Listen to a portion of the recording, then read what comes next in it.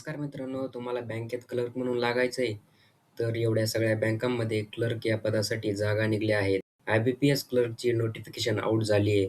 तुम्ही महाराष्ट्रातून अप्लाय करताय, तर तुम्हाला लोकल लँग्वेज येणं गरजेचं आहे. जर तुम्हाला 10वी किंवा 12वीला मराठी सब्जेक्ट असेल, तर तुम्हाला कोणतीही टेस्ट द्यायची नाहीये.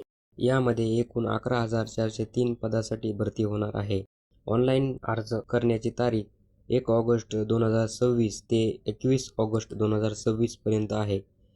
आता आपण पाहणार आहोत ऑनलाईन रजिस्ट्रेशन करण्यासाठी फीस किती लागणार आहे. SC, ST, PWD आणि एक्स सर्व्हिसमॅन असेल तर ₹175 एवढी आपल्याला फीस लागणार आहे. आणि OBC जनरल किंवा OBC कॅटेगरीमध्ये असेल तर 850 एवढे रुपये फीस लागणार आहे.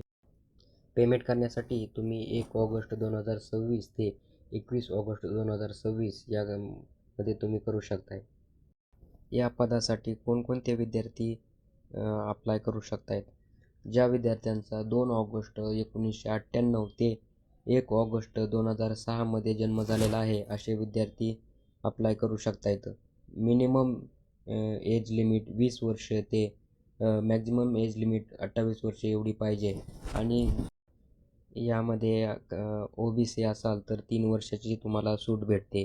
आणि PWD किंवा बेंचमार्क असेल तर 10 वर्षाची सूट भेटते तुम्हाला. आणि एक्स सर्व्हिसमॅन किंवा डिसेबल एक्स सर्व्हिसमॅन असेल तर तुम्ही 50 वर्ष तुमची मॅक्झिमम एज लिमिट आहे. आता आपण पाहणार आहोत की यासाठी कोणकोणते विद्यार्थी अप्लाय करू शकतात.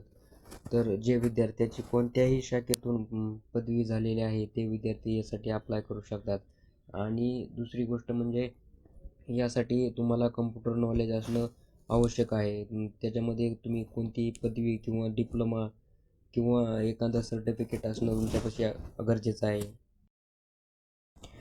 आता आपण पाहणार आहोत की आपल्याला सॅलरी किती मिळणार आहे. तर बेसिक पे याच्यासाठी 24,050 रुपये एवढं आहे. आणि जे अकॉमोडेशन आणि अलाउन्सेस वगैरे पकडून आपल्याला 40 ते 46,000 रुपये एवढा आपल्याला पगार मिळणार आहे. आणि इन हँड आपल्याला 43,000 ते 40,000 रुपये एवढा पगार मिळू शकतो आहे. जे अलाउन्सेस वगैरे आहेत ते आपल्याला सिटी किंवा जे विलेज आहे त्याच्यानुसार, जे पार्टिसिपेशन बँक आहे त्याच्यानुसार आपल्याला जे टाईम टू टाईम हे भेटणार आहे, आपल्याला अलाउन्सेस वगैरे भेटणार आहे. आता आपण पाहणार आहोत की एक्झाम कधी होणार आहे आणि एक्झाम पॅटर्न काय असणार आहे. तर आपण पाहणार आहोत की एक्झाम कधी होणार आहे. तर प्रिलिम एक्झाम ऑक्टोबर 2026 होणार आहे. आणि त्याचा रिझल्ट जो आहे ते ऑनलाईन एक्झामचा रिझल्ट ते नोव्हेंबरमध्ये 2026 लागणार आहे. नोव्हेंबर 2026 लागल्याच्या नंतर जी आपली मेन्स एक्झाम आहे ती डिसेंबरमध्ये होणार आहे.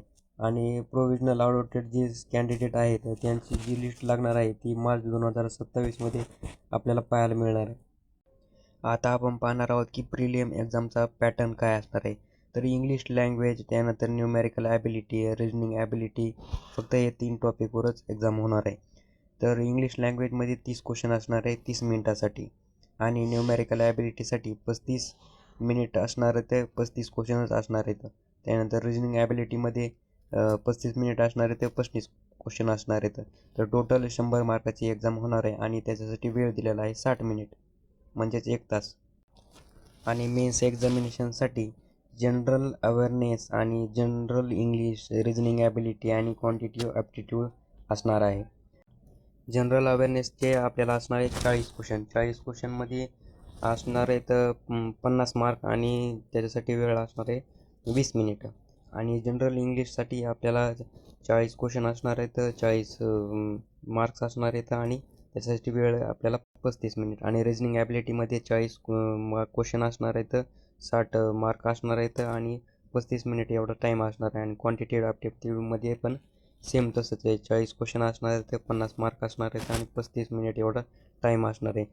तर टोटल क्वेश्चन आपले 160 होते तर, आणि जे मार्क आहेत आपले ते 200 होणार आहेत. आणि टोटल टायमिंग आपल्याला 125 मिनिट एवढा भेटणार आहे.